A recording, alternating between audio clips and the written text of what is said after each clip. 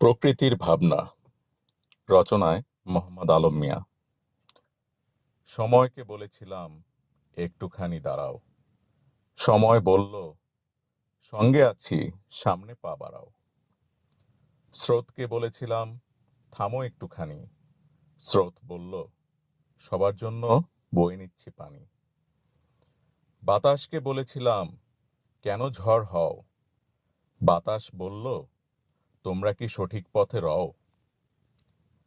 পরিবেশ দূষণ করো, সেটা ঠিক করতে আমি শেষে বাধ্য হই ওই ভয়ঙ্কর রূপ ধরতে।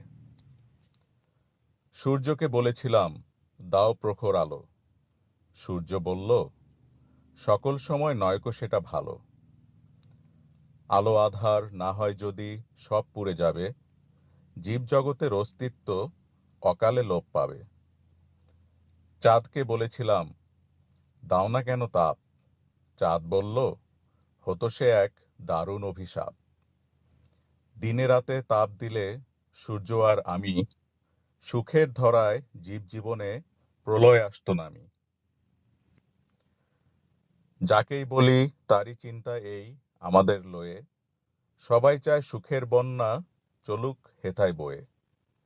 সৃষ্টির সেরা হয়েও আমরা বুঝি না কেন মোটে, মানুষ জাতির কর্মে জগৎ নরক হয়ে ওঠে।